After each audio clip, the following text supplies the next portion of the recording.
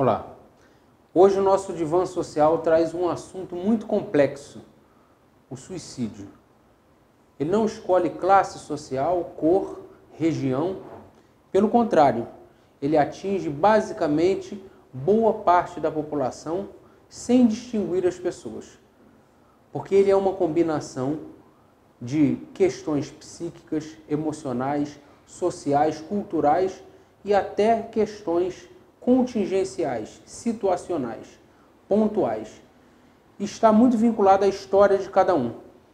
O suicídio tem uma relação muito próxima com a depressão e muitas vezes com a melancolia. Mas é uma questão que assusta, porque tem tido uma grande repercussão social e um aumento de casos.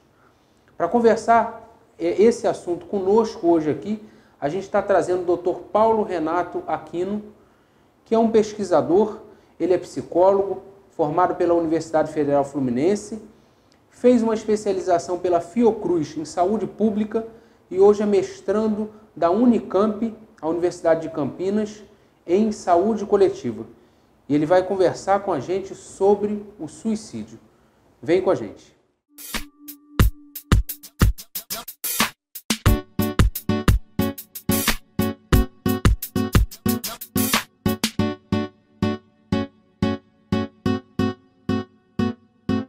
Boa noite, estamos começando mais um Divã Social, hoje com o nosso entrevistado Paulo Renato Aquino, psicólogo.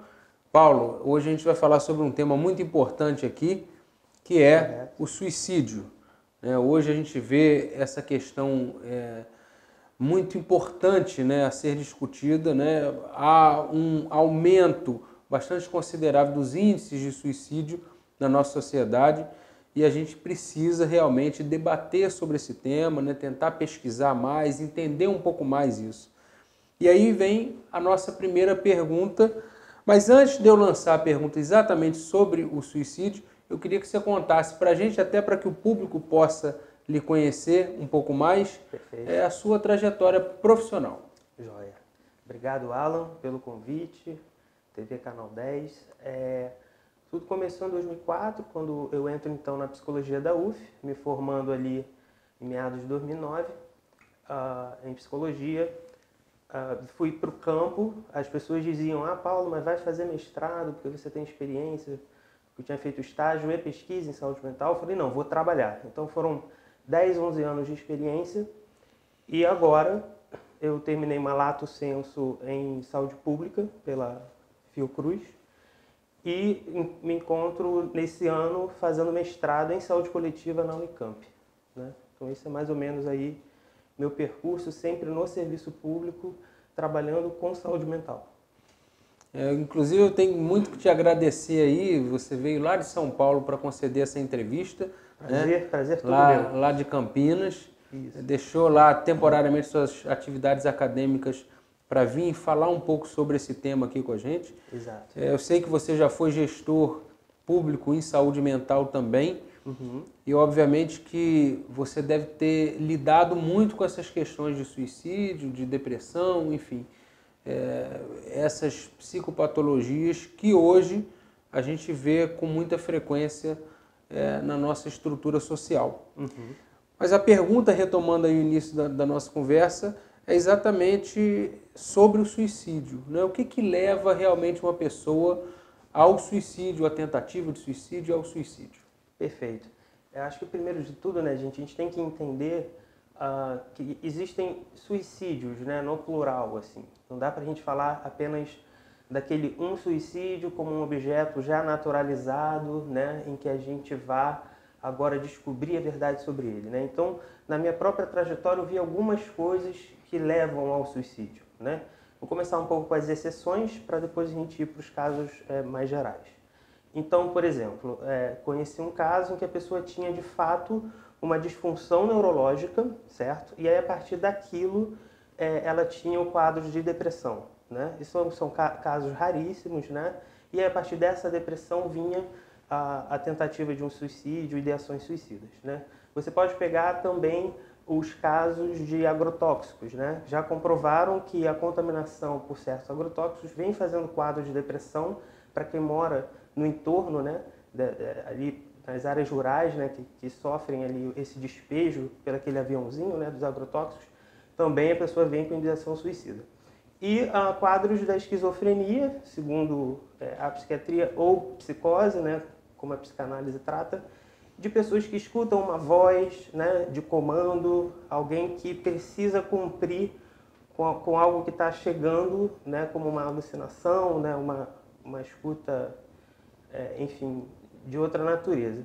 E, né, salvo agora essas exceções, a gente pode entrar nos casos de tentativa de suicídio, que aí envolvem alguns componentes, acredito eu, tá, que é acima de tudo muito sociais, sabe, Alan? Porque na maioria dos casos em que houveram tentativa ou até a conclusão, né, são pessoas que geralmente não estão conseguindo lidar com alguma situação difícil que se configurou na sua vida, né? Então, não eram ideações suicidas desde pequenininho, né? Você não nasce, né, suicida ou querendo se suicidar. Em algum momento ali da trajetória da sua vida, algo se configurou.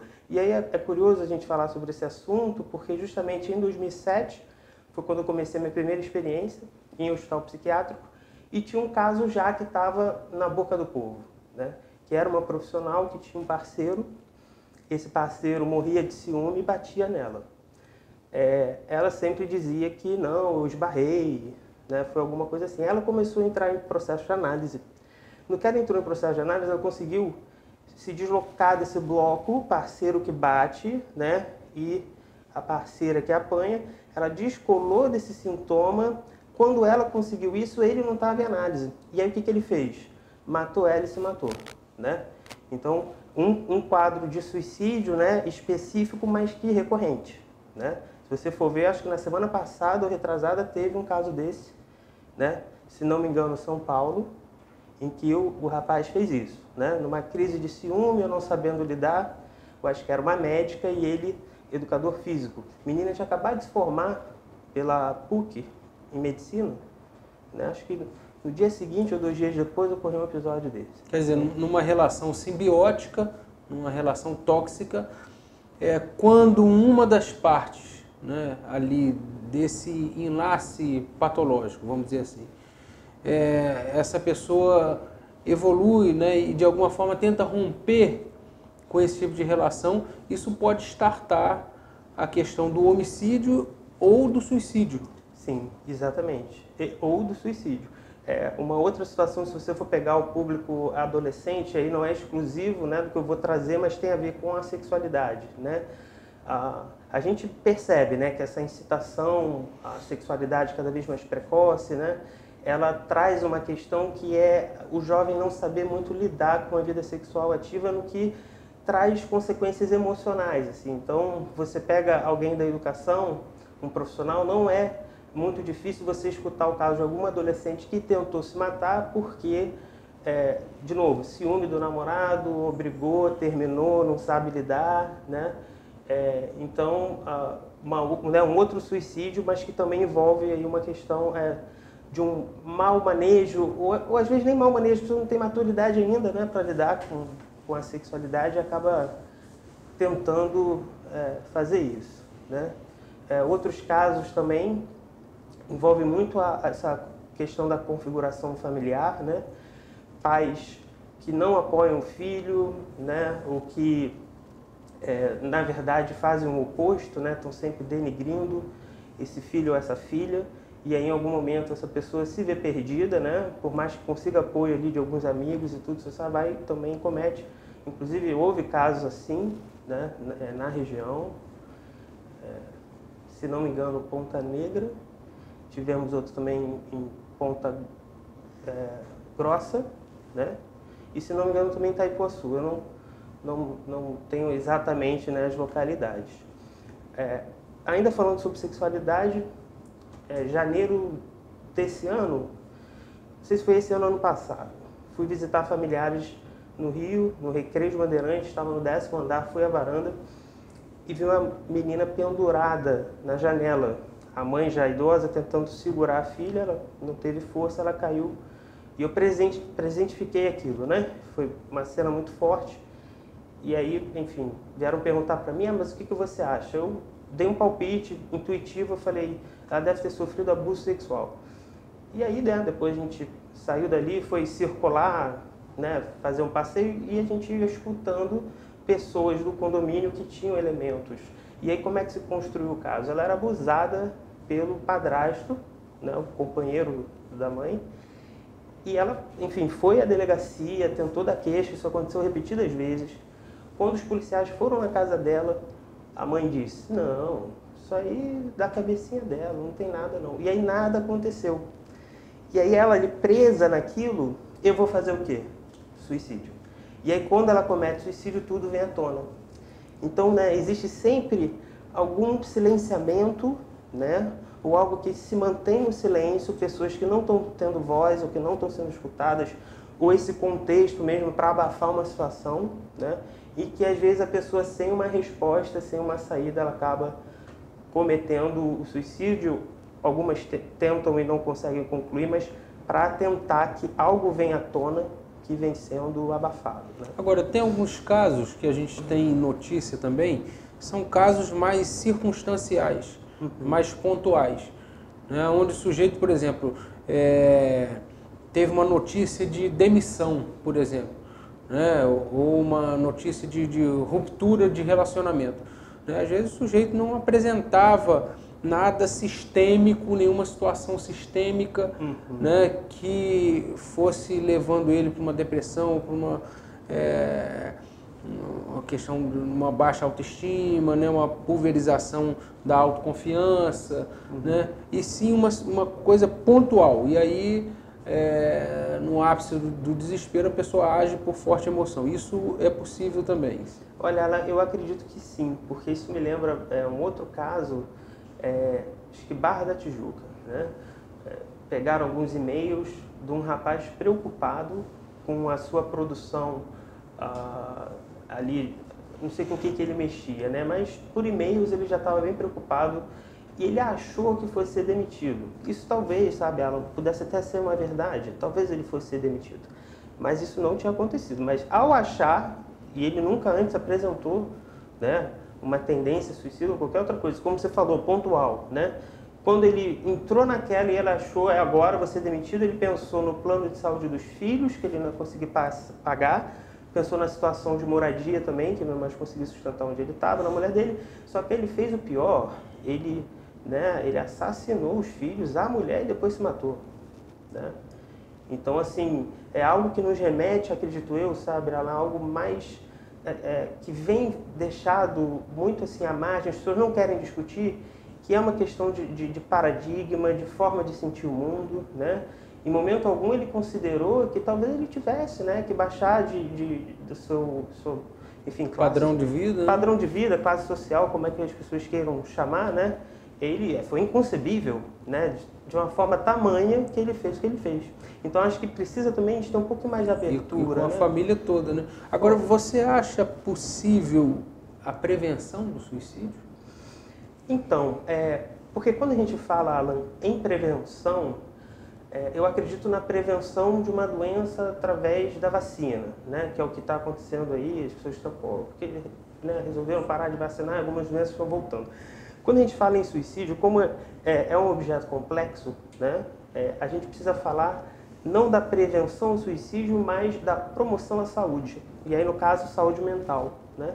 Então, tudo, quando a saúde pública ela deixa de ser entendida como mera ausência de doença e sim como a vida do sujeito em jogo, né, são várias as variáveis que vão compor, né, o que seria uma promoção à vida ou à saúde mental, e não só uma prevenção ao suicídio. Porque, né, ficar só preocupado com que as pessoas não tirem suas vidas é muito pontual, é muito prescritivo, talvez, né, a gente talvez possa dizer positivista, né, do que de fato encontrar os contextos, né, você poder escutar, saber o que se configurou ali.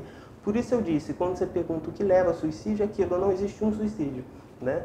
Existem os vários contextos, né? Esse plano da experiência que a gente precisa entrar em contato, né? As pessoas precisam se expressar, né? E É o que a gente tem observado. Mas, então, assim, a questão da prevenção também é uma questão mais complexa, né? Sim. Você teria que analisar os contextos e talvez partir até de uma análise mais social, né? Do contexto social. Perfeito. Eu acho que a sociedade hoje ela produz tensões permanentes e tensões persistentes que podem facilitar ou agravar uma tendência ou uma disponibilidade ao suicídio. Talvez seja muito mais suportável você não estar mais no âmbito da vivência e do enfrentamento social, esse enfrentamento cotidiano. Sim. Que vem se tornando cada vez mais tenso, mais difícil, mais complexo. A quantidade de demandas sociais, midiáticas, afetivas também tem se tornado mais volumosas, né, digamos assim. Essa relação de suicídio com depressão, né, essa relação existe realmente, há uma correspondência aí do quadro patológico, de um quadro sintomático depressivo com o suicídio ou com a tentativa de suicídio? Acredito que sim, Alan. Um elemento muito importante que ele aparece na depressão e aí em outros transtornos também, que é um primeiro elemento que a gente pega quando a gente vai começar a tentar traçar um diagnóstico, talvez você concorde comigo, isolamento social, né? Transtorno de ansiedade apresenta, a própria depressão também, quadros psicóticos persecutórios. Então, assim, se você pegar isolamento social, a pessoa está se isolando, então já engloba a possibilidade de uma depressão, né? Então a gente precisa ficar atento. E a depressão, né, que a gente poderia fazer uma distinção entre depressão e melancolia, né? A melancolia seria um estado piorado, né, assim, da depressão. A pessoa está em constante angústia, né, ali. Estive próximo de um caso, né, porque a melancolia seria essa depressão psicótica, né, em que as tentativas de suicídio eram recorrentes, né, que era realmente assim de uma outra ordem. E no caso das depressões, vamos dizer assim, não psicóticas, né, depressões neuróticas, é o quanto a pessoa vai suportar o seu nível de tristeza, né. Se essa pessoa conseguir estar num grupo de depressivos, seja um grupo de WhatsApp ou pessoas que consigam dividir essa experiência com ela, talvez a gente consiga segurar um pouco mais a ideação suicida e essa, de fato, conversão ao ato, né? Mas eu acredito que sim, depressão não é bobeira, não é besteira, né? Tem um desses memes, né? Não sei quem já viu, que compara a depressão com algum... por exemplo, uma pessoa com o braço machucado, aí fala assim, pô, mas você não está nem tentando, a pessoa às vezes não tem um antebraço, mas você não está nem tentando, né? Você não quer melhorar. Tem muito esse discurso quando se encontra com um sujeito depressivo, né? Então a depressão é algo que a gente precisa levar a sério, né?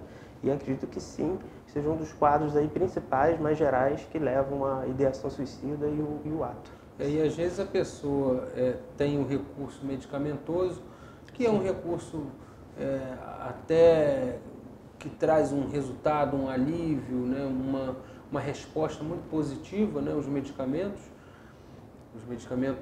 chamados medicamentos controlados, né?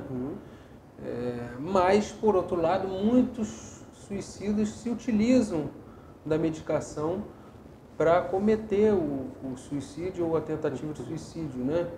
Então, também há que se ter uma visão mais cautelosa também desses procedimentos terapêuticos com um paciente que tem alguma tendência, alguma ideação suicida, né?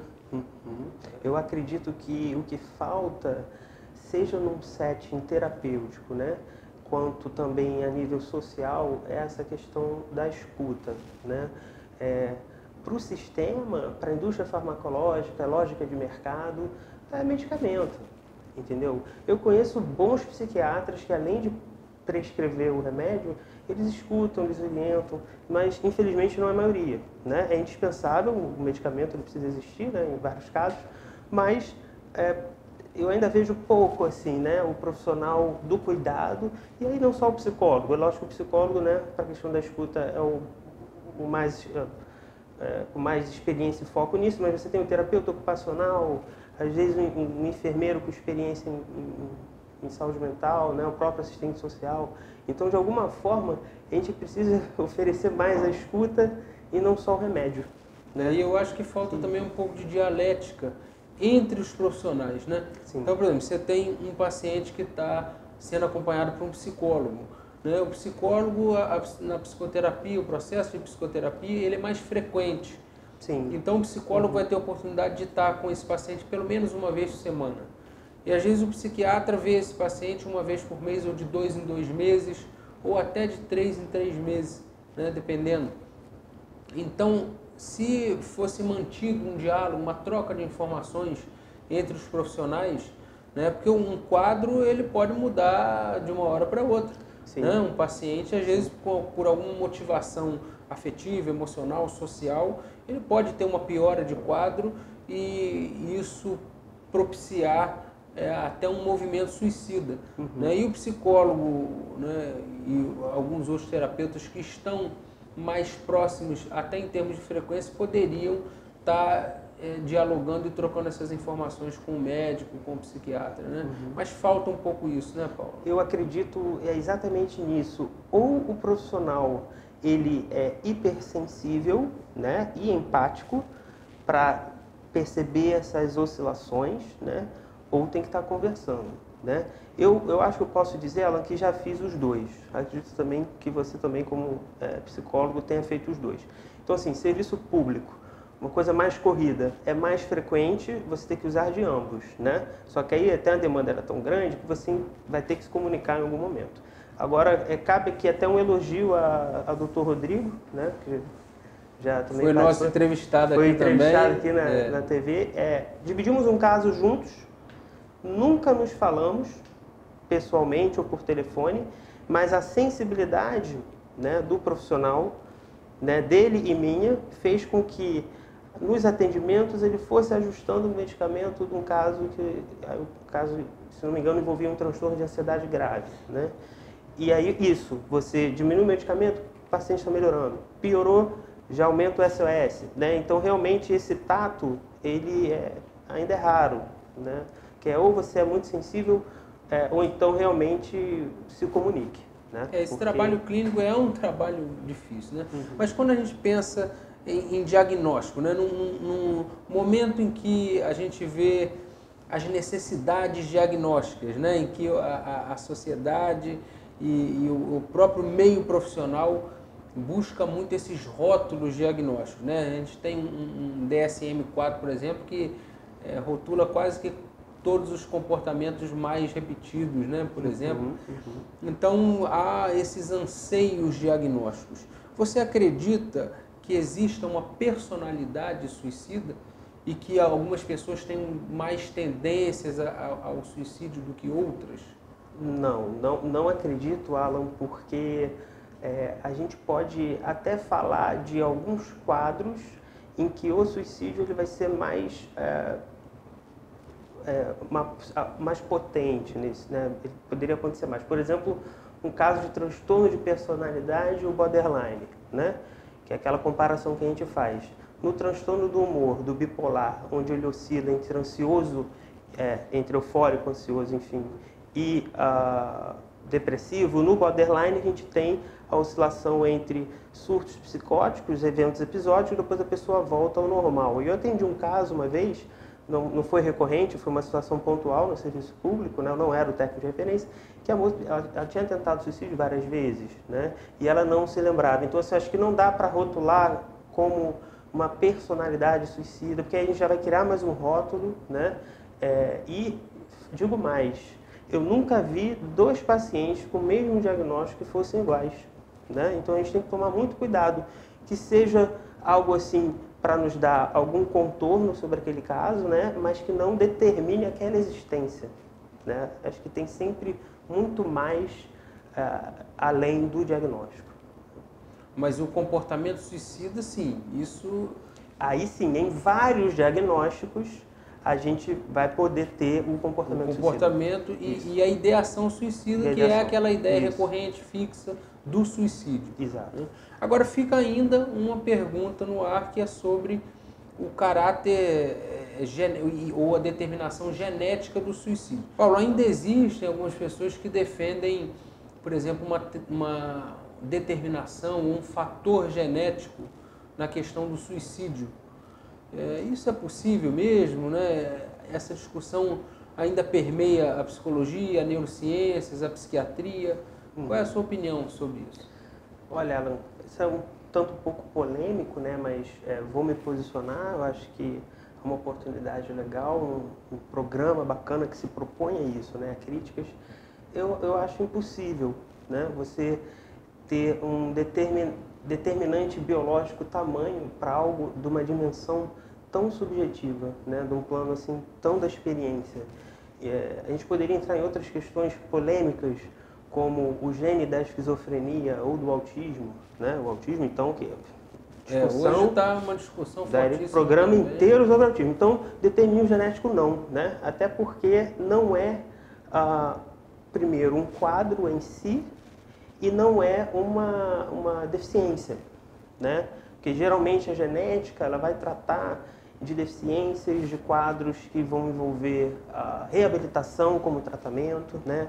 Algo mais biológico, fisiológico, enfim, e não subjetivo e mental, né? Então, eu acredito que nada que seja mental é determinado geneticamente. Então, o suicídio seria uma alteração comportamental, subjetiva, sim, emocional, de origem psicogênica. Exato. Eu acredito que na história do sujeito, né, na sua história pessoal e social, né, emocional e afetiva, enfim, da sua própria criação, né? Assim, então tem a questão histórica, contextual, sim. que pesa bastante, né? Sim, com certeza. Seja o contexto familiar, o meio social, né, que a pessoa interage, e também a própria subjetividade que a pessoa vai, né, se compondo. Ninguém nasce pronto, né, enquanto sujeito, né? Você tem algumas leituras, os cientistas sociais vão fazer isso muito bem, né, que são as críticas aos estruturalismos, né? Você poder, eles falam sobre essências ou contingências, né? Então, tentar quebrar cada vez mais com o que seriam as naturalizações, né, de conceitos ou rótulos, como a gente estava falando no outro bloco, para tratar agora do plano da contingência, onde a experiência ela aparece, né? E que estratégias esse sujeito que tem ideação suicida está laçando mão para sobreviver a cada dia. Essa tristeza, se for um quadro depressivo, essa escuta persecutória, se for um psicótico. Então, se aproximar do sujeito para saber como ele está lidando com isso, né? Sobrevivendo, e aí ajudá-lo nisso, né? Cuidar disso nele e não sufocar com remédio ou, né, criar aparatos que abafe, na verdade, uma fala da experiência. Então, tirando um pouco o suicídio dessa perspectiva mais nosológica, né, mais patológica, enquanto quadro, né, com etiologia própria, né, com definição, com delineamento próprio, e pensando mais num processo, né, com consequências graves, que é a pessoa atentar contra a própria vida, né, e tudo mais, mas dando essa outra percepção ao suicídio, cabe falar em cura? Você cura um suicida? É difícil também falar em cura, porque quando a gente fala em cura, a gente está falando em procedimento. Quando fala em procedimento, então é um mal que a gente pode extirpar, né, do corpo da pessoa, como uma cirurgia, né? Então, como você pensar na saúde mental, né, um conceito importante que os ingleses e os americanos vêm estudando, que é o recovery, né, que é traduzido como recuperação, não é a melhor das traduções, né? Mas que no transtorno mental existe de resgate de habilidades sociais, né, e convivência, garantia de direitos, exercício de cidadania, né, que recompõe o sujeito de uma forma que ele vai poder viver o resto da sua vida muito bem, né, mas não se retorna a um estado pré-mórbido ou antes surto, né? Então eu acredito assim, a pessoa tentou suicídio. A gente pode considerar que isso foi um surto, certo? Uma crise.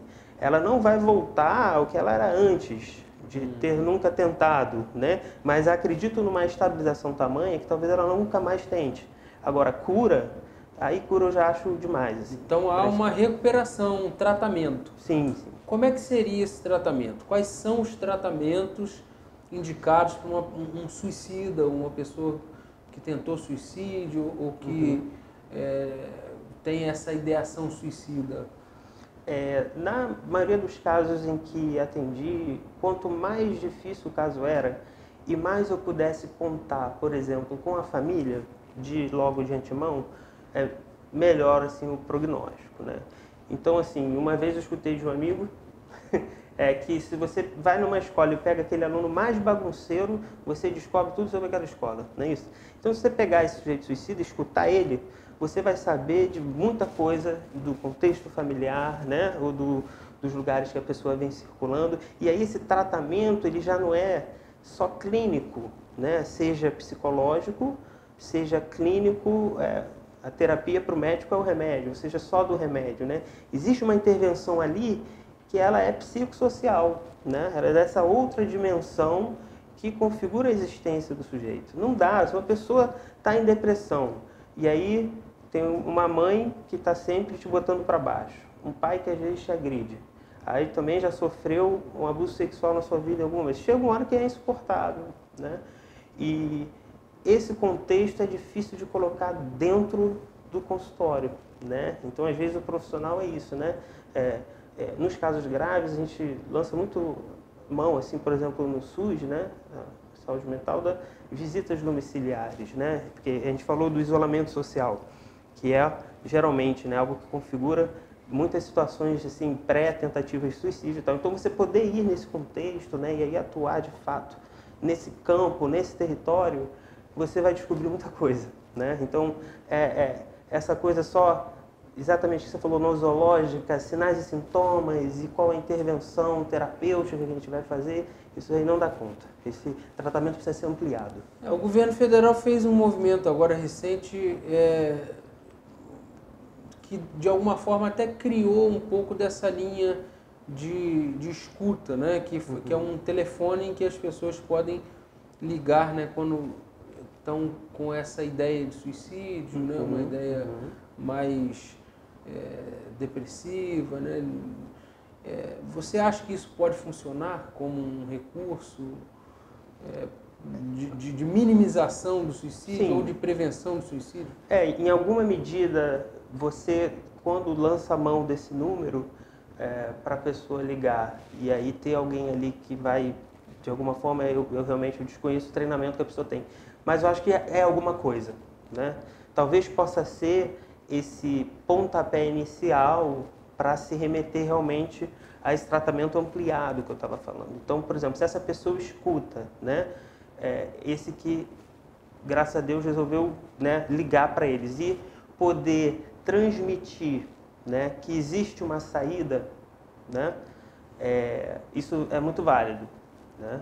Porque às vezes é isso, a pessoa desconhece, ela não vê saída, ela está numa luta diária, né, de sobrevivência, porque é isso que as pessoas falam, eu estou sobrevivendo. O sofrimento ele é tamanho que, se não enxergar uma saída, o sujeito não vê que é possível alguma outra coisa, e aí por isso eu chamo muito, sabe, para a questão da filosofia, para a questão da reflexão de nós mesmos, né? A gente poder, às vezes, equivocar as nossas certezas, tudo que a gente tem como muito pilar de verdade, para a gente poder, né, ver que existem outras configurações possíveis também, né?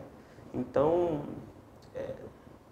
caso, né, ao discar tem essa escuta, né, essa orientação, eu acho sim que pode ser válido.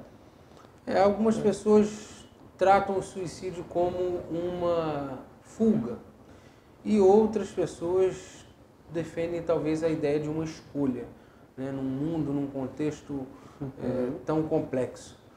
Paulo, agora eu fico imaginando, né, voltando aqui a conversar um pouco sobre suicídio, exatamente como é que fica esse sujeito que tenta o suicídio, né, uma tentativa frustrada, não consegue efetivamente concluir o suicídio e depois tem que lidar com essa situação, quer dizer, voltar para o sofrimento anterior, esse estado de sofrimento que o levou à tentativa de suicídio, e por outro lado também lidar com a situação de um suicídio frustrado, né?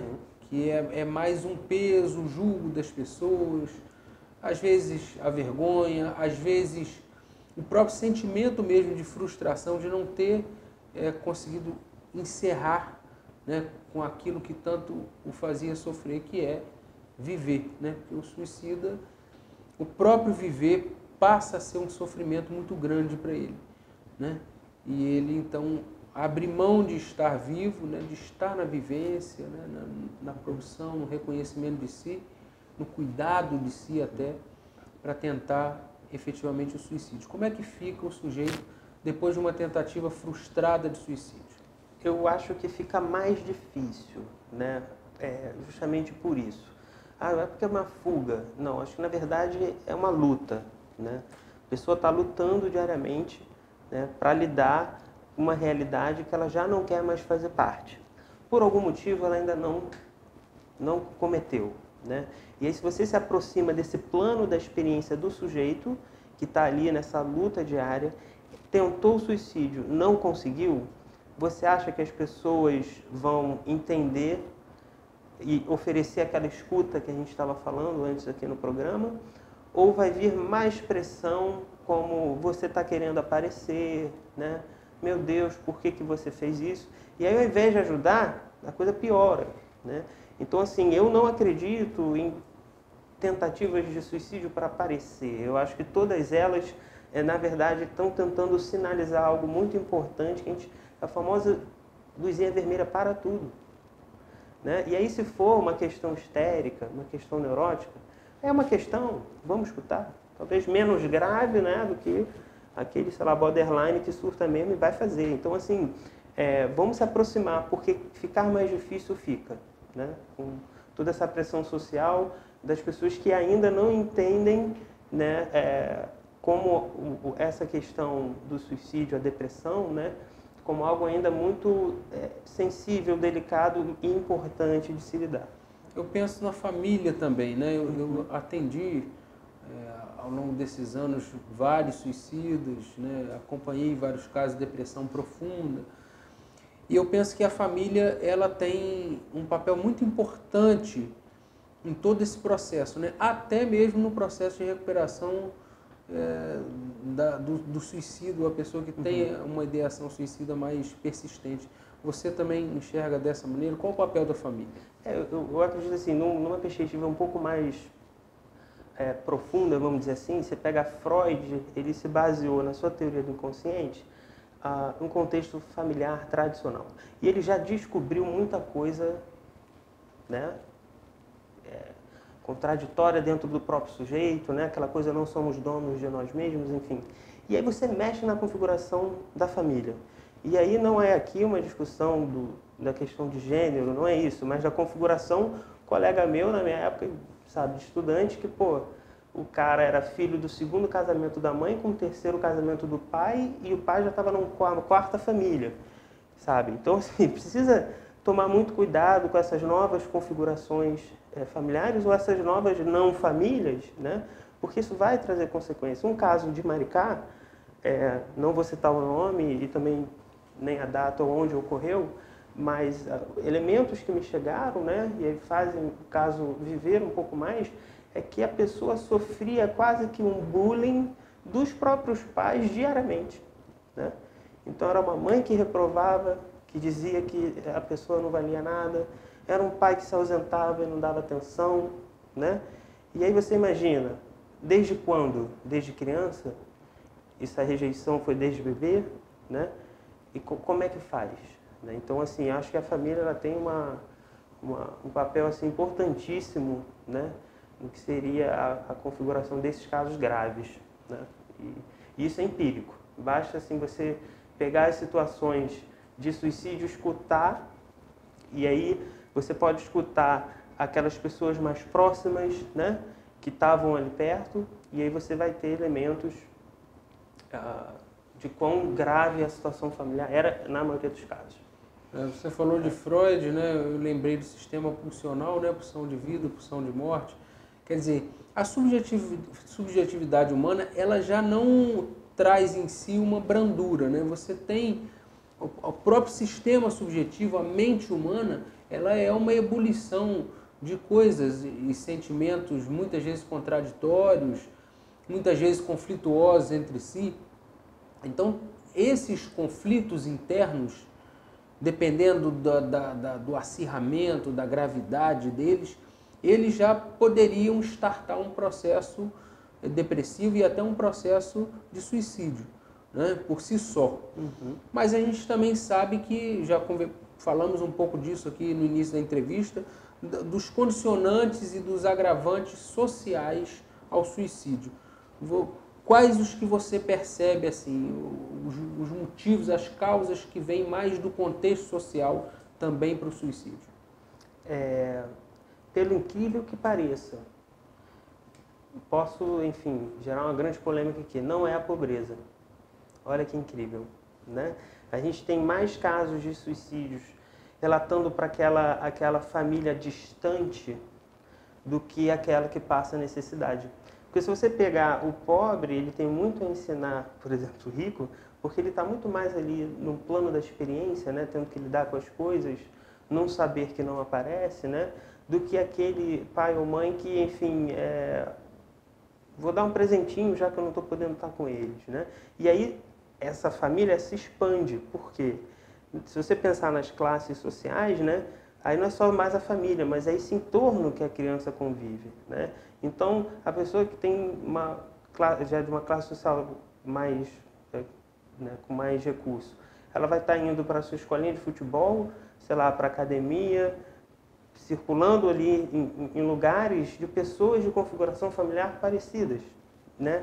Que a tendência tem sido essa, pais e mães mais ausentes, né? Então, o contexto social ali, na escola também, com os amiguinhos, né? Se pegar uma escola de classe média alta para cima e a escola pública, né, e você for traçar o suicídio enquanto uma questão, ela não está na escola pública. Olha que incrível, né? Que isso também remete a Porto Alegre ter o maior índice de suicídio no Brasil, e que não é uma cidade pobre. Nos países desenvolvidos ali do norte europeu, você ter também um índice de suicídio altíssimo, né? Então, assim, o que desse aparato tecnológico, né, não dar conta da tecnologia humana, né? O científico, esse tecnológico, esse esfriamento das relações, né, humanas, que eu acho que propicia e talvez até dessa tensão e dessa produção muito grande, muito avolumada de demandas hoje que a gente tem, né? São os casos nas academias, que a gente não teve tempo, mas que as pessoas nas universidades, os pesquisadores, né, sobre essa pressão da lógica de mercado, você tem que produzir cada vez mais, né?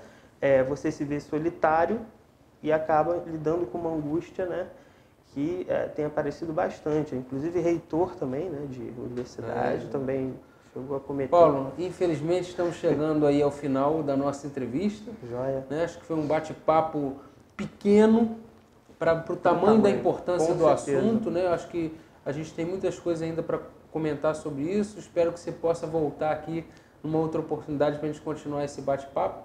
Mas queria que você encerrasse com uma mensagem aos nossos telespectadores sobre o suicídio, uma mensagem final para a gente.